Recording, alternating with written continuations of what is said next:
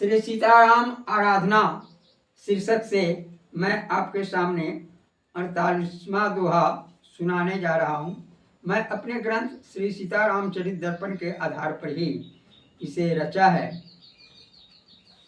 जो अभी पांडुलिपि रूप में ही मेरे हाथ में है। देखिए, इसी से मैं आपको सुना रहा हूँ।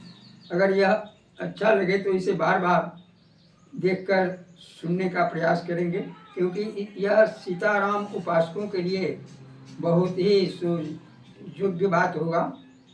विश्वकर्मा को राम बुला कर आगे की बातें समझा कर, वर वधुओं की मूर्ति बनाओ, जनक राज की मांग पुराओ।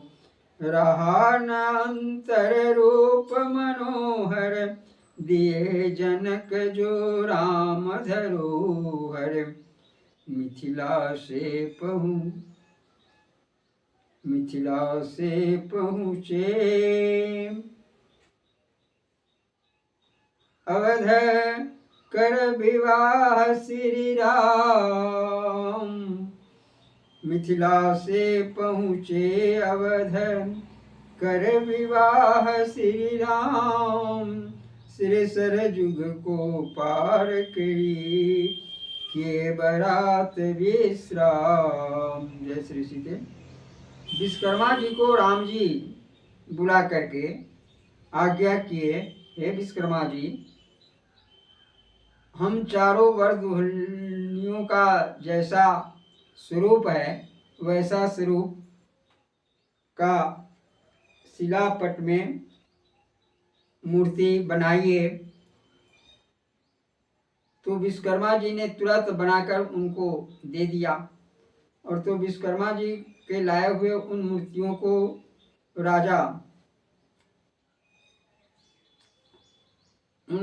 को ला करके राजा जनक जी को दिए। अब वहां से जब डोली पंथ पाकर में आई तो सभी ने जयकार करा करके उस डोली को कुछ देर के लिए रोका।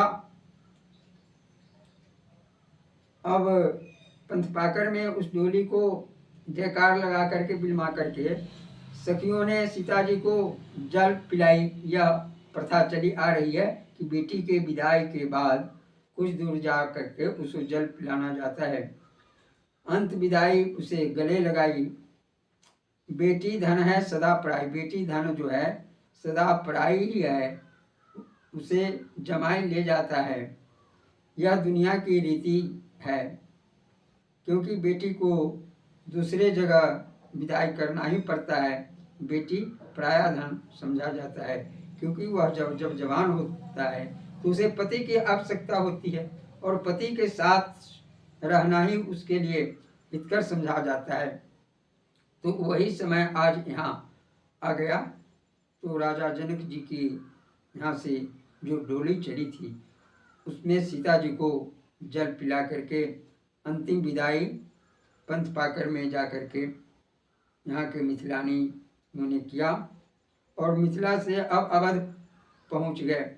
मिथिला से पहुँचे अवध, कर विवाह श्री राम। श्री सरजू को पार करी, किए बरात विश्राम। विश्राम बाग में जाकर के विश्राम के अयोध्या में सरजू को पार करके। जय श्री सीते। यह प्रसंग आपको अच्छा लगे तो कृपया इसे बार बार देखने का प्रयास करेंगे। जय श्री सीते।